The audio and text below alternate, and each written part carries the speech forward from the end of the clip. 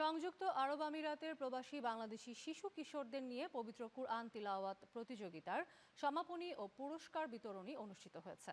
উৎসবমুখর পরিবেশে বিজয়ীদের হাতে পুরস্কার তুলে দেন আমন্ত্রিত অতিথিরা। বিস্তারিত থাকছে ডেস্ক রিপোর্টে। পবিত্র রমজান মাস জুড়ে সংযুক্ত আরব আমিরাতে প্রবাসী বাংলাদেশি শিশুদের শুদ্ধভাবে কোরআন তিলাওয়াতের প্রতিযোগিতার আয়োজন করা হয়। বাংলাদেশ কমিউনিটির আয়োজনে এই প্রতিযোগিতায় অংশ নেয় বিপুল সংখ্যক প্রতিযোগী। 3টি ভিন্ন ক্যাটাগরিতে চলে মেধার লড়াই। চূড়ান্ত পর্যায়ে বিচারকদের বিশ্লেষণে নির্বাচিত করা হয় 25 জন কৃতি শিক্ষার্থীকে। কাজী ইসমাইল ও মোহাম্মদ ইসমাইলের যৌথ প্রচেষ্টায় আয়োজিত এই অনুষ্ঠানটি রূপ নেয় প্রবাসী মিলন মেলায়, যেখানে উপস্থিত ছিলেন কমিউনিটির বিশিষ্ট ব্যক্তিবর্গ ও গণমাধ্যম কর্মীরা। সন্তানদের দিনচর্চায় উদ্বুদ্ধের এই উদ্যোগের প্রশংসা করেন সমাপনী অধিবেশনে আসা বক্তারা।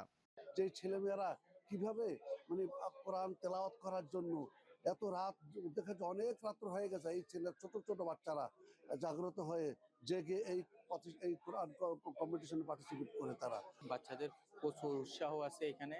পাশাপাশি এখানে যারা বাংলাদেশি যারা বসবাস করেন ওনাদের মনেও অনেক উৎসাহ উদ্দীপনা কাজ করে এই তেলাওয়াতে কোরআন প্রতিযোগিতাটা নিয়ে।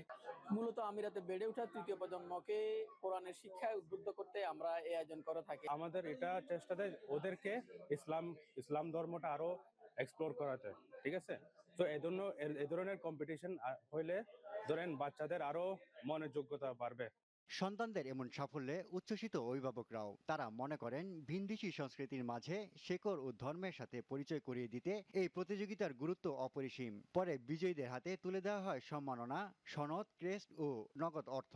আমিরাত সংবাদ এবং অন্যান্য এই বাংলাদেশ কমিউনিটি মিলে এটা পরিচালনা করছে এবং এই পাশাপাশি তাদেরকে ধন্যবাদ জানাই। আমি আসছি, তারপর আমি কোরআন তেলাওয়াত করছি, তারপর আমি গাইছি। আমি অনেক হ্যাপি দ্যাট আমি এটা অপরচুনিটি আমি পাইছি।